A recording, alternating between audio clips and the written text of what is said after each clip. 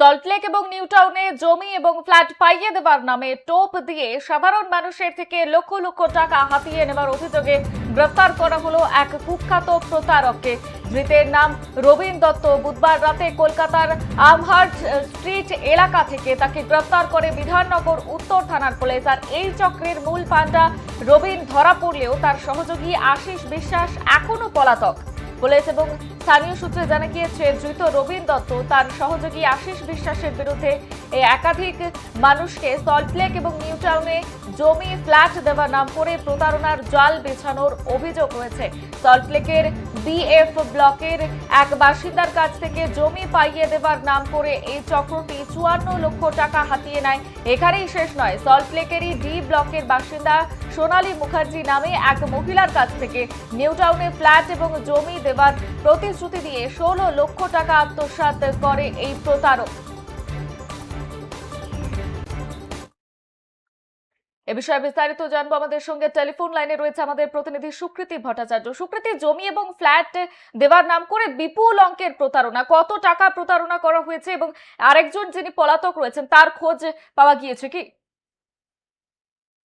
হ্যাঁ, একেবারে। দেখো, তোমাকে জানিয়ে রাখবো যে নিউ টাউনে জমি ও ফ্ল্যাট পাইয়ে দেওয়ার নাম করে প্রতারণার অভিযোগে গ্রেপ্তার রবীন দত্ত নামক এক প্রতারক।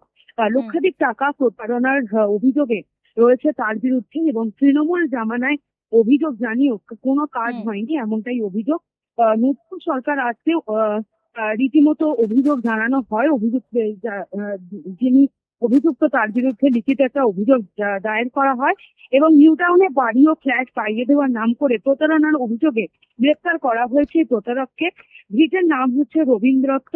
তার বিরুদ্ধে একাধিক মানুষের কাছ থেকে লক্ষ লক্ষ টাকা প্রতারণার অভিযোগ রয়েছে। বুধবার রাতে তাকে আমার স্ট্রিট থেকে গ্রেপ্তার করেছেন পুলিশ আধিকারিকরা এবং বিধাননগর উত্তর থানার পুলিশ আধিকারিকরা তাকে গ্রেপ্তার করেছে।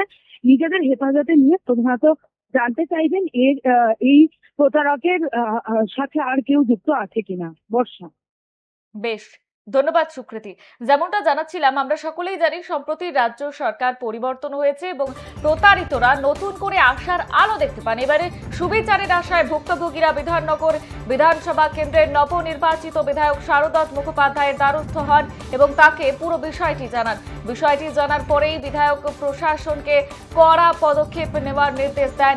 অভিযোগ জানানো মাত্রই একদিনের মাথাতেই আমহার্ট স্ট্রিটে অভিযান চালিয়ে পুলিশ রবীন দত্তকে গ্রেফতার করতে সক্ষম হয়। ধৃত রবীন দত্তকে জিজ্ঞাসাবাদ করে এই চক্রে আর কারা জড়িত রয়েছে তা জানার চেষ্টা চলছে।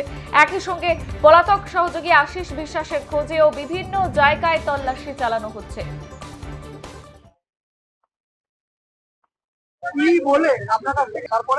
তারপরে আগে চিনতাম না, ওনার সল্টলেক বার্তা বলে একটি কাগজ আছে, সেই পত্রিকা আছে, নিউজ পেপার, সেই পত্রিকার নামে জমি নিউ টাউনে একটি জমি অ্যালটমেন্ট হয়েছে, কোঅপারেটিভ জমি। সেই থেকে আমাদের কাছে, আমাদের দরকার ছিল, আমরা নেবো নাই বলছিলাম, কিন্তু বারবারই আমাদেরকে রবীন দত্তের সংবাদ সল্টলেক বার্তা কাগজের নামে অ্যালটমেন্ট হয়েছে।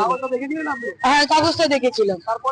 তারপরে উনি আমাদেরকে বললেন যে টাকাগুলো, তো আমরা তখন ইন্টারেস্ট ছিলাম না, কোনোভাবেই আমরা ইন্টারেস্ট ছিলাম না, কিন্তু তারপরেও বেশ কয়েকবার বলার পর কয়েকদিন ধরে আমাদের পিছনে ঘুরছিল। তারপরে আর আশিস বিশ্বাস আমার হাজবেন্ডের বাল্য বন্ধু ছিল, যার জন্যই আমরা এই যে আশিস বিশ্বাস এই প্রতারণার ব্যাপারটা নিয়ে যে আমাদের বাড়িতে ঢুকেছিল সেটা আমরা বুঝতে পারিনি। কত টাকা দিয়েছিল?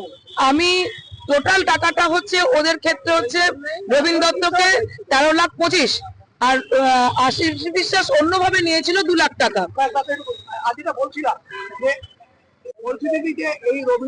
ব্যবস্থা হয়েছে, প্রশাসনকে কড়া নির্দেশ দেওয়া হয়েছে, শুধু এনার সঙ্গে নয়, যে কোনো রকম সমস্যা হলে প্রশাসন যেন তাদের পাশে দাঁড়ায়।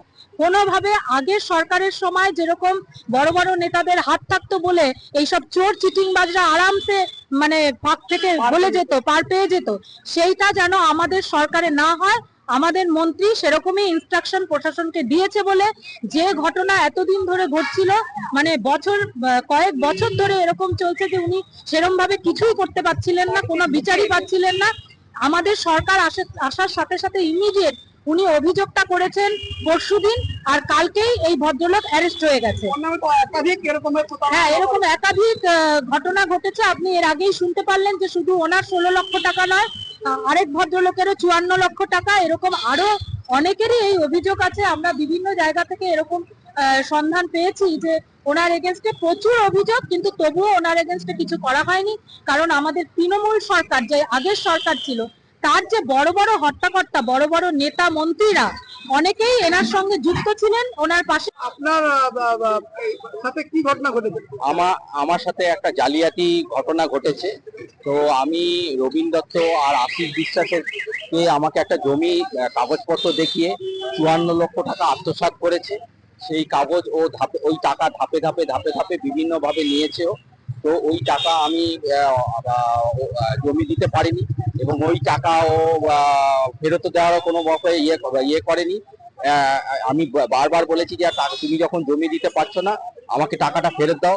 এটা কোনোভাবেই আমাকে ফেরত দেয়নি এবং আমার কাছে এটা জালিয়াতি করে মানে টাকাটা আত্মসাৎ করার চেষ্টায় রয়েছে ওরা। অভিযোগ জানিয়েছে? আমি এটা বিধাননগর নর্থ থানায় অভিযোগ জানিয়েছি। এখন দেখি যদি আমরা পাই, এখন টাকাটা যদি ফেরত পাওয়া যায়। টাকাটা যদি ফেরত পাই।